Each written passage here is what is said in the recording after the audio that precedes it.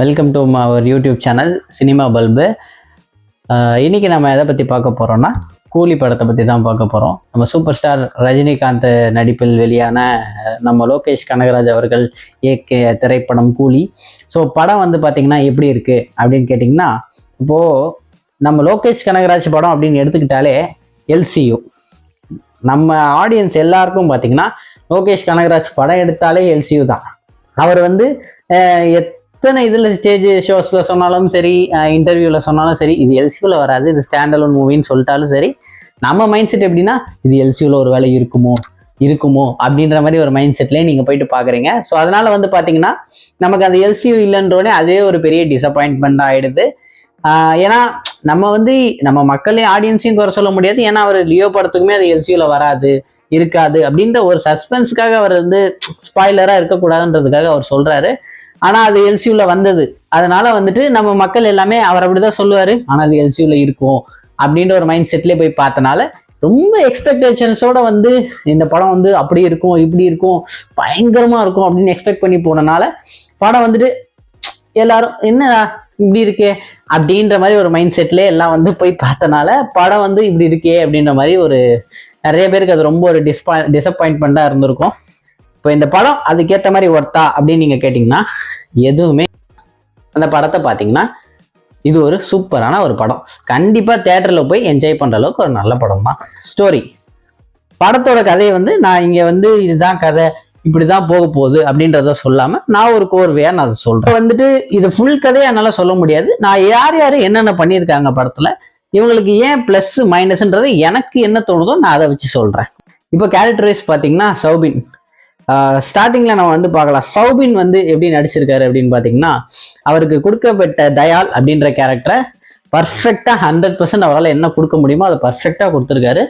ரொம்ப அழகாக பண்ணியிருந்தாரு. ஆக்சுவலாக அது ஃபஹத் ஃபாசில் சார் பண்ணியிருக்க வேண்டிய ஒரு கேரக்டர். நான் பண்ணாலும் அது சூப்பராக பண்ணுவேன் அப்படின்ற மாதிரி அவர் பர்ஃபெக்டாக பண்ணிட்டு போயிருக்காரு. ஸோ அதுக்கப்புறம் வந்து பார்த்தீங்கன்னா அவருடைய டான்ஸு நம்ம நார்மலாக மோனிகா சாங் ஸ்டார்டிங்லேயே பார்த்துருப்பீங்க, வச்சு வெளுன்னு எதிர்ப்பாரு. இந்த மனுஷன் இப்படி ஆடுவாரா அப்படின்னு எதிர்பார்த்தவங்களுக்கு எல்லாருக்குமே பூஜாவோட இவர் சூப்பர் ஆடுறாரு அப்படின்ற மைண்ட் செட் தான் இருந்துச்சு. ஏன்னா அவர் அப்படி வெளுன்னு வெளுத்திருப்பாரு டான்ஸ்ல. சீரியஸா இவர் இப்படி ஆடுவாரா அப்படின்றத நம்ம மலையாளத்துல பார்த்தப்ப கூட நான் எக்ஸ்பெக்ட் பண்ணல. பட் வேற லெவல்ல மனுஷன் தெரிவிக்க விட்டுருந்தாரு. ஸோ அடுத்து வந்து பாத்தீங்கன்னா நம்ம பிரீத்தி ராஜசேகரன் அப்படின்னு படத்துல அழைக்கப்பட்ட ஸ்ருதி ஹாசன் மேடம் வந்து பாத்தீங்கன்னா படத்துல வந்து அழுதுகிட்டே இருக்காங்க. ஒரு பக்கெட் எடுத்து கொண்டு போய் வச்சாங்கன்னா பக்கெட்டே ஃபுல்லாகிற அளவுக்கு படம் ஃபுல்லாக அழுதுகிட்டே இருப்பாங்க. ஸோ இதுதான் நெகட்டிவ்னு சொல்ல போனால் இது மட்டும்தான் இருந்தது. அவங்கள வச்சுதான் இந்த கதையை சுற்றி வருதுன்றப்போ அவங்களுக்கு இன்னும் கொஞ்சம் நல்ல டெவலப்மெண்ட் கொடுத்துருக்கலாம் அப்படின்ற மாதிரி என்னுடைய ஒரு தாட். ஸோ உங்களுக்கு என்ன தோணுதுன்றதே நீங்கள் கிழக்க கமெண்ட்ல சொல்லுங்க. எனக்கு இப்படிதான் தோணுச்சு கொஞ்சம். ஏன்னா அவங்க கூட இருக்கிறவங்களே நம்ம சௌபினோட ஒய்ஃப் கேரக்டர் ஒருத்தவங்க பண்ணியிருப்பாங்க. அவங்கள பற்றி நான் இங்கே டீட்டெயிலாக சொல்ல விரும்பல. அதை நீங்கள் தேட்டரில் போய் பார்த்து அந்த எக்ஸ்பீரியன்ஸ் நீங்கள் எடுத்தீங்கன்னா தெரியும்ப்பா, யாரா அவங்க இப்படி பண்ணியிருக்காங்களேடா அந்த கேரக்டர்ன்ற மாதிரி இருக்கும். அவ்வளோ ஒரு மேக்ஸிவான ஒரு கேரக்டர் அது. நீங்கள் கண்டிப்பாக மிஸ் பண்ணாமல் அதை மட்டும் போய் பாருங்க. அடுத்து ஸ்ருதி ஹாசன் வந்து பார்த்தீங்கன்னா இன்னும் கொஞ்சம் நல்லா இந்த இது பண்ணியிருக்கலாம். ஏன்னா அவங்க நல்லா பெர்ஃபார்ம் பண்ணுவாங்க உண்மையாவே. ஸோ அவங்க இன்னும் கொஞ்சம் நல்லா பண்ணியிருந்திருக்கலாமோ அப்படின்ற, அவங்க நல்லா பண்ணாங்க, இன்னும் கொஞ்சம் அவங்களுக்கு ப்ரெசன்ஸ் கொடுத்துருக்கலாமோ, நிறைய டைலாக்ஸ் அங்கங்கே செட் பண்ணிட்டு வச்சிருந்துருக்கலாமோ அப்படின்ற மாதிரி எனக்கு ஒரு தாட். அடுத்து வந்து பார்த்தீங்கன்னா உபேந்திரா வந்து பார்த்தீங்கன்னா அவர் பார்க்கவே வந்து பார்த்தீங்கன்னா அவ்வளோ ஒரு அழகா ஒரு நல்ல ஒரு கன்னட ஃபிலிம்லாம் நீங்கள் பார்த்தீங்கன்னா அவர் அவ்வளோ அழகாக நடிச்சிருப்பாரு. ஆனால் இந்த படத்துல எடுத்துக்கிட்டிங்கன்னா அவருடைய ஸ்க்ரீன் ப்ரெசன்ஸே ரொம்ப இன்னும் கொஞ்சம் அவர் நடிக்க வச்சிருந்துருக்கலாம்ப்பா, இன்னும் அவர் அந்த சீன்ல அவரை கொண்டு வந்திருக்கலாம்ப்பா அப்படின்ற மாதிரி. ஏன்னா ஸ்டார்டிங்ல அவரோட பேக் சைடு மட்டும் அந்த மாதிரி காமிச்சிட்டு அதோட ஒரு ஃபைட்ல கும்பல்ல கோயந்தா போடுற மாதிரி காட்டினாங்க. அது இன்னும் கொஞ்சம் நல்லா ஒரு மெயின் ப்ரெசன்ஸ் அவருக்கு கொடுத்துருந்தா இன்னும் கொஞ்சம் நல்லா இருந்திருக்கும்னு நான் யோசிச்சேன். ஸோ அவ்வளோதான். அவரை பத்தி சொல்ற அளவுக்கு வேற இந்த இதுல நம்ம வந்து இன்னும் கொஞ்சம் அவரை இம்ப்ளிமெண்ட் பண்ணியிருக்கலாமோ அப்படின்ற மாதிரி எனக்கு தோணுச்சு. அவர் இன்னும் கொஞ்சம் நல்லா யூஸ் பண்ணி இருந்திருக்கலாமோ அப்படின்ற மாதிரி எனக்கு தோணுச்சு. இது ஏதோ ஒரு சைட் கேரக்டர் மாதிரி அவர் இருக்கிற மாதிரி எனக்கு என்னவோ ஒரு ஃபீலு. ஸோ நீங்கள் எதுவும் தப்பாக நினச்சிக்காதீங்க, எனக்கு தோணுனதை நான் சொல்லிட்டேன். நாகார்ஜுனா சைமன் கேரக்டரை சூப்பராக பண்ணியிருந்தாருங்க. மனுஷனுக்கு என்ன வயசு ஆகுதா இல்லையா, இவ்வளோ அப்போ பார்த்த மாதிரி இப்போ இவ்வளோ எங்கே இருக்காருன்னு அவ்வளோ ஸ்டைலிஷாக பர்ஃபெக்டாக அப்பியரன்ஸ்லாம் சூப்பராக இருந்தாருங்க. ஆளு ஒரு 23-24 வயசு பையனை கூப்பிட்டு நிற்க வச்சு கம்பேர் பண்ணால் அவர் அழகாக இருக்காரு. அந்த அளவுக்கு அது சூப்பராக அவருடைய ப்ரெசன்ஸை லோகேஷ் சார் சூப்பராக காட்டியிருந்தாரு. செம்மையாக இருந்தது பார்க்கறதுக்கு உண்மையாகவே. அதே மாதிரி அவருக்கு கொடுத்திருந்த ஃபைட் சீன்ஸாக இருக்கட்டும், அவருக்கு கொடுத்திருந்த கேரக்டர் வைஸ் பார்த்தீங்கன்னா அவர் அவ்வளோ அழகாக பண்ணி கொடுத்துட்டு போயிருந்தார். அதை குறை சொல்கிற அளவுக்கு எதுவுமே இல்லை. ஃபைட் சீன்ஸ்லாம் அன்பரி மாஸ்டர் விளாசி இருந்தாப்புல சூப்பராக இருந்துச்சு. அடுத்து வந்து பார்த்தீங்கன்னா சத்யராஜ் சார் கேரக்டர் நெகட்டிவ் அப்படின்னு சொல்கிற அளவுக்கு எதுவுமே இல்லை.